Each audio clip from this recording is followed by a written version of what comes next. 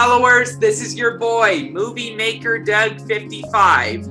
I am honored and humbled, along with Andy McPhee, my coach and mentor, to present you Robin Ross, who has an incredible story to share. Hey Robin, how you doing? I'm good. How are you guys? Doing good. Great. Great. After our lengthy start, I mean, it'd be nice to show people, our bloopers. One day we will. That's the best. It's funny. Welcome, Robin. Really good to see you after our last little meeting. I actually ended up getting COVID. Doug did as well from that event. Someone there had it. Yeah. That. But whatever. It's but thank here God you are. we're good. Yeah. Good. Yeah. Have you guys So gotten anyway, Andy, explain to everyone how we met Robin. Okay, so I met Robin and all these other terrifically wonderful, inspiring women at Women of Achievement Awards, which the CEO is Melina, and I met her many years ago. And I'll actually let Robin explain more about the pageant. But I was offered to be a judge there, and I did it once, and then she asked me again this year, and then I invited Doug along, and it's turned into another great meeting and networking of really cool people. So I think we've actually interviewed maybe 2 or 3 people from the pageant with their sharing their amazing stories. But Robin, it's easier if you explain what the actual pageant is about. Yeah, Women of Achievement is a pageant system like no other, and it brings together women from literally all over the world who have achieved some sort of, in my opinion, greatness. And they are asked to compete and share their story. And their story is something, whether it's coming from being homeless or surviving cancer or writing a book or creating a true achievement of greatness. And so they are asked to participate in interview with a panel of judges. Andy was one of my judges, to compete in platform, where they share their platform of achievement, and as well as either personality wear or fitness wear. And then they also compete in evening gown, and then they can do a talent and or a speech performance, and all of those scores are brought together, and then they choose their queens. And the nice thing also is the divisions are divided by age as well. So a 20-year-old does not have to compete against a 40, 45, 50-year-old like myself. So it's very fair. The women become friends for life. It's not catty. It's not like a typical pageant. I hate to say that, but there are typical pageants where they treat you like if you're a pretty face, then you just automatically win. They don't care about your substance. And Women of Achievement is not like that. They want women of substance, of character, of substantiality, if that is the word. I just made it up. I don't care. And that's how I met Andy. He was one of my judges. So that's Women of Achievement.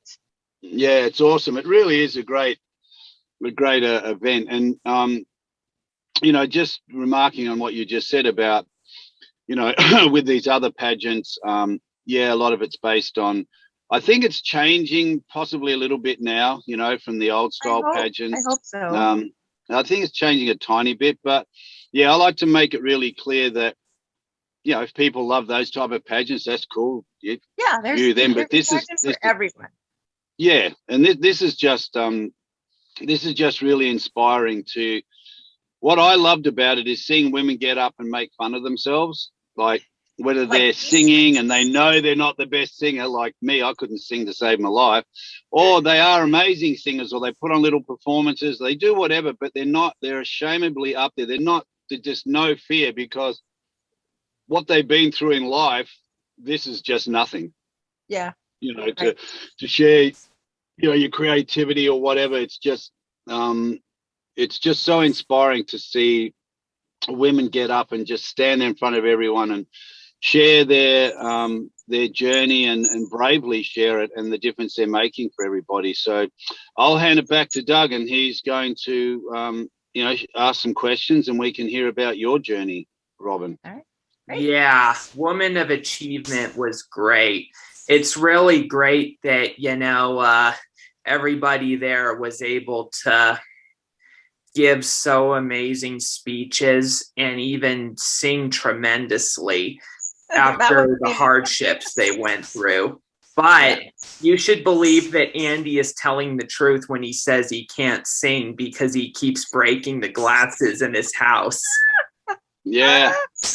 Now I don't have glasses. All I got to do is drink coffee from, and this is not a paid advertisement, but that's how I drink now, out of a paper cup. If I shatter that, then there's something really going wrong. That's bad. Yeah. So anyway, Robin, I must ask you, what are you doing as far as your passions? Well, I got involved with Women of Achievement. I didn't even start doing pageants until I was over 40 years old. So I'm not a pageant girl. I'm not a pageant person, actually. And not that that's a bad thing. I'm just saying, for me, that's my story. I was diagnosed with stage 3 colon cancer when I was 40, and I had 2 babies at home, toddlers at home. And I was told that I would not survive, that I should start making arrangements for, basically, for my funeral. And well, that was 18 years ago. So I was not going. I just said, well, that's not going to be me. And so I had friends that were involved in pageantry, and I knew they had messages to share and stories to tell. And I decided that what better way for me to let people know that cancer, especially colon cancer, is something that doesn't just happen to old men. It doesn't happen to people that, I mean, I was young and healthy, very healthy. And I thought, well, if I have a crown on my head, people will listen. I can get the word out. I can raise money. I can let people know I have something to say. And they will listen because they always look, oh, look at that girl. Look, she has a crown on her head, and wonder what she has to say. Let's go listen. And so that's how I got involved in pageantry, was to raise money and awareness for colon cancer. So Yeah, that's wow. my story. So can I ask a question in between Doug's questions? What sort of, did you go through any intensive treatment? Oh, yeah, I did. I had almost 8 months of chemotherapy every week for 8 months. And I had colon resection. They took 13 inches of my colon out. And every time I would have to go for radiation and things like that, I was told your children cannot be around you. They cannot sit on your lap. They cannot be in the same house with you for 48 hours because they're growing. And Wow. you hear things like that, and it's like, oh, you can inject that stuff in me, but I can't be around my animals or my children. And so Sheesh. even, yeah, so you're destroying my cancer, but in essence, aren't you giving me more cancer? So it was really terrifying. And even now, here it is 18 years later, and they want me to come in for scans and things like that, but they will come at me with radioactive, like big black gloves and things over themselves to protect themselves from the stuff they're putting in me. And so I always tell them, like, I don't know if I should keep doing this because you guys are afraid of what you're putting in me, and yet I'm supposed to keep letting you put that in me. I don't think so. So yeah, my kids are grown now, but still, it still scares me. So Wow, that's phew. yeah, Yeah, I've yeah, not heard that before. Like, that's the first time hearing that. Like, especially when someone tells you, and I get it, on one hand, this is going to hopefully, and it did, kill the cancer, but on the right, other hand, you're a walking bomb, sort of. yeah. You walk through Don't go near radiation. your kids or your family. Like, wow. So I stopped Sheesh. doing PET scans about 8 years ago. And people will say, well, aren't you afraid? I'm like, I'm more afraid of the stuff they want to put in me to do the scan. Mm. I feel great. I feel fine. So yeah, it's Is a there catch. any other scans that you can have to keep a check on the bowels at all? Well, there's a colonoscopy, which I do every 5 years. Okay. But what they always told me was my bowels were actually clean except for one massive tumor. I didn't have polyps. I didn't have anything. I just had one Yeah. massive tumor. So the chances of it coming back there are very small. My liver and my lungs are the next place that they worry about. And the only way Mm, you can find that is probably through a PET scan. But I do regular blood tests as well. And there's your yeah. CEA levels and other levels that they look for. So, but Wow. when I did find my cancer before, all my blood work was perfect as well. So, Mm. Oh, that's such good news. Just a quick Traumatic, but I question. mean, yeah. bad Just news, a good quick- news. I hate to butt in, but I just have a quick question to Yeah, ask, of course. which is when you were diagnosed with cancer, did anything come to your mind like, why me? Or did you get mad at the world for it happening? Like, why did this happen to me? Yes, everyone does that. Everyone goes through that. And of course I did. There I was with two little ones at home, and I didn't drink, I didn't smoke, I didn't do anything wrong. You know, I exercised, I ate well. Of course, why me? Why me? And I'm a health and wellness nurse. That's what I do every day. And of course, you go through the why me's, that's not fair. You know, I would drive by people in my car, I'd look over and they'd be smoking, eating Cheetos, eating burgers. And you do that. You Yeah, go right. all of that. And you know what? It's so funny that you say that because we all go through that bartering thing with ourselves. And then one Mm, day it came to me and I thought, if I could carry my cancer around in my hand and then throw it onto someone else, knowing that it would come off of me and go on to them, if I had that power, what a horrible power to have. Who am I to decide who, right? And once mm, I came to that heavy reality, I don't want that power. So the why me answer went away because why should it be anyway? mm. Right? So now what happens, and this 2 days ago, a friend of mine who's 43 years old, who just had her first grandbaby, died of colon cancer. And God. she only had it for 4 years.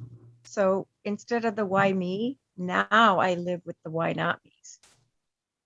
Now Yeah. I live with what they call a survivor's guilt. And it's pretty heavy also because I do the opposite of why them and not me? Why do I get to live and they had to die? And believe me, Hmm. I'm grateful. I'm so blessed and I am so grateful. But you get that feeling sometimes too. Yeah, it's tough, eh? Like just what like Doug said in that great question he asked is, I'm pretty sure we all go through all these things all day, but the main purpose of the full purpose of these interviews we do with so many wonderful people is sharing tough stories, and like you just shared that you've had the loss of a friend, Yeah, you know, it happens a um, lot actually. and it's like, wow, you just too many whys, Mhm. isn't there? Like why this and what if? It's just this. They're unanswerable, actually. Most They of the are. time, aren't they? They're unanswerable because basically when I was told I was told to make arrangements. Like the guy didn't even blink. He was just like, "Well, you better start making arrangements." And I was like, "Well, what?" Wow. And what do you even say to that? Like, and so of Mm. course you interviewed me, so you know what my answer was. And my answer was, well, I plan to. I'm going to make college graduation and wedding and high school graduation. And the guy didn't know what to say to me because I was so, I'll tell you what kind of arrangements I'm going to make. Right. He was like, That's great. you're not hearing what I'm saying. And I'm like, no, you're not hearing what I'm saying. And so I think attitude is so powerful. You just have to decide. But then, you come a point where when there's, you know, 24 tumors in your liver, like this girl that just died a couple of days ago, I'm sure her attitude was as positive as mine, but what can you do? You know? Yeah.